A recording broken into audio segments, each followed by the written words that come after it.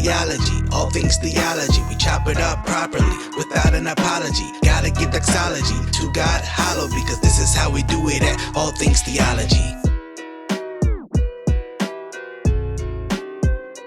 Yo, grace and peace, guys. Welcome to another episode of All Things Theology. I think you guys are going to enjoy this short, spiffy episode because you guys know I've been really warning about the dangers of social justice and critical theory, especially critical race theory, and how dangerous it is.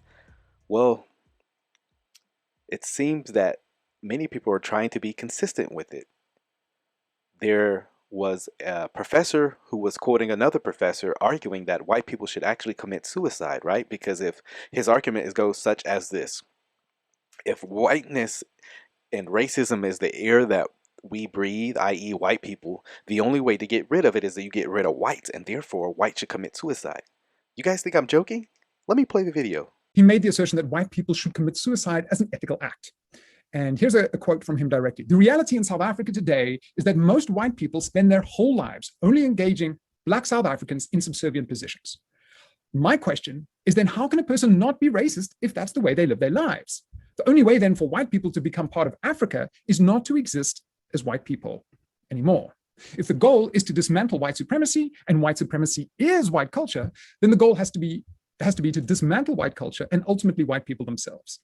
The total integration into Africa by white people will also automatically then mean the death of white people, as white as a concept would not exist anymore." So here's the kind of crazy gambit of this talk. I want to suggest that psychoanalytically, we could even make the argument that there was something ethical in Delport's statements. Now, I suppose, parenthetically, we could say that Delport's kind of a young, fired up academic, and maybe, there's a little bit too much of a dramatization in some of his comments. But nevertheless, I want to make the argument that there is some kind of ethical dimension to his provocations. I think that Delport took his white audience to the threshold of a type of symbolic extinction, or at least the contemplation of what that might be. He took them to a proposed end of whiteness. Or in more psychoanalytic terms, we could say that Delport offered his white audience the opportunity, one they didn't seem to appreciate for the most part, but the opportunity to contemplate what we could call the castration of whiteness. And so what I want to do, as you see how crazy that is, right? That's just insane that someone would think that's actually a morally good idea and ethical good idea, but that's being promoted here by a professor. And so what I want to do is provide a critique of this as if it needs the critique. It's almost as if the video is the critique itself. But let's do a play-by-play back and show some of the errors. Why this is just so asinine.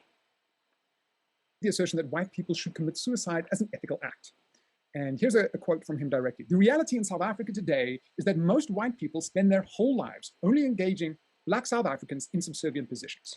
And this is one of the reasons why I actually hate the social justice, the critical race theory stuff so much, because it actually assumes an superiority of whites and then an inferiority of blacks. Look at that. That sentence right there, blacks are in a subservient positions, generally.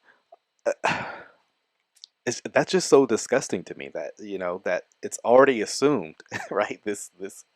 That's why I say critical race theory is actually the racist position being promoted as the anti-racist position. I hate that term, but it's being promoted as this moral thing to help people aware of their racism. But I mean, it can actually do anything about it, but that's what it's being propagated as. My question is then, how can a person not be racist if that's the way they live their lives? The only way then for white people to become part of Africa is not to exist as white people anymore. If the goal is to dismantle white supremacy, and white supremacy is white culture, then the goal has to be to dismantle white culture and ultimately white people themselves. The total integration into Africa by white people will also automatically then mean the death of white people, as white as a concept would not exist anymore. You know what? As sad as this is, as immoral and evil as this is, it's actually very consistent with itself, right? Because in critical race theory, it states that, right, all white people are racist. You have the quotes from many, critical race theologians that state that racism is the air we breathe. It's in us. And so this is actually consistent because he's saying the only way to get rid of that is to get rid of the white people. And right, you would have, I would assume racism not in this way. You would get rid of, you would have literally dismantled white supremacy. And so his argument is, well, we need to, white people should commit suicide, right, as an ethical act. I mean, it's right there. But I mean, the strange thing is, he's consistent in stating that, but I guess he doesn't want to live that, which I'm thankful he doesn't, right? I mean, I'm very thankful this man has not committed suicide. Um, I'm very thankful that he's not living on what he's stating he believes. Here's the kind of crazy gambit of this talk. I want to suggest that psychoanalytically, we could even make the argument that there was something ethical in Delport's statements. Now, So he's saying that there's an ethical component to these statements, which I find absurd. It is not ethical at all. It's actually immoral. It's evil. It's asinine. I mean, pick your heinous term to describe the evil things that this man is promoting. College professor, by the way. Parenthetically, we could say that Delport's kind of a young, fired-up academic, and maybe there's a little bit too much of a dramatization in some of his comments. But nevertheless, I want to make the argument that there is some kind of ethical dimension to his provocations. I think that Delport took his white audience to the threshold of a type of symbolic extinction, or at least the contemplation of what that might be. He took them to a proposed end of whiteness. Or, in more psychoanalytic terms, we could say that Delport offered his white audience the opportunity, one they didn't seem to appreciate for the most part, but the opportunity to contemplate what we could call the castration of whiteness. Yeah, I don't think he was arguing actually for a symbolic. Doesn't seem symbolic. It actually seems literal, based on the argumentation. But that professor name is Derek Hook. Let me read something here, and I'll post it in the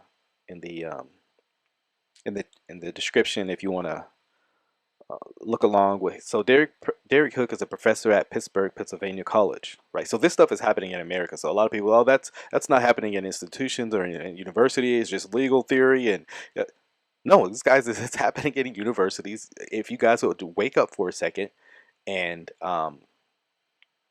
just look at it. I mean, take a look at it. It's happening, guys. I mean, it's happening. Racism is being taught in universities, in colleges, and elementary schools. Yes, elementary schools. Hook, who himself is white, I'm quoting from the article, was quoting from Terblanc Delport. So that's who he's reading from. Delport, a South African philosophy professor at the University of Pretoria, who wrote about white people killing themselves in 2016. He says the only purpose for whites, specifically Afrikaners, South Afrikaners, is to await their death to commit suicide, like the samurai falls on the short sword when he has fallen into disgrace. Wow. He says white supremacy can only be ended once whites are dead. We should be prepared to die silently without having children so that white supremacy could come to an end at last. So not only killing yourself, I guess if you don't want to go that far, or I guess by means of killing yourself, you won't have children, or you shouldn't have children. Either way, I think it's immoral. And so, yeah, here you have Hook promoting this, and that's what I wanted to ultimately talk about, how something like this could be promoted as what he calls ethical, because it's not ethical. There's no ethical component to this. One, you're already starting up with the assumption. So in order to accept critical theory, you already have to start with the assumptions of critical race theory. Things like white people are white supremacists, right? Even if you deny you're a racist, shows how much you're a racist you are. It's like so many baked in assumptions. Black people are inferior to whites. White people are superior to blacks. I mean, it starts off with a lot of, I believe, racist assumptions itself. That's kind of the irony that many people have pointed out. Like, to say you're claiming to be anti-racist and, you want to show the racism in others, this system itself seems to be pretty racist. I would have firmly, I would have firmly state that it is. The most racist people I know are those who affirm this theory. I mean, me as a black man who does not believe I'm oppressed, do not believe I'm inferior to whites or superior to whites for that matter, Oftentimes, when I express my disagreement, I get called the most ugliest names by white people, by black people, to my, to me online. And so I find that very ironic. And so, man, what are your thoughts, guys? I would love to hear your thoughts in the comments because, we are in a day where this ideology is being promoted online, TV. A lot of, universities are teaching this. It's a very popular thing that's being done. But I'm gonna my next video is actually going to leave you guys with encouragement. I don't want to ruin it. I don't want to spoil it, but I, I I don't want to just gloom and doom, right, and leave us like, what do we do? And this taking over. No, don't. There are a lot of people standing up against this, and I'm just going to say that because I don't want to ruin it. But guys, be encouraged because as a Christian, Christ still reigns even over godless ideologies such as this. And I definitely want to my goal is to bring awareness to it because I think things like this are not helpful to, um, to people in general, especially black people. I believe critical race theory uh, is something that holds black people back, minorities back. Um, and it's funny enough, it causes white people to, believe actually that they are superior to minorities. And yeah, I don't think that's a good theory to be promoting and things like that. And so, hope this video was helpful, man. Hopefully, it raised some awareness about what's going on in institutions around America, even.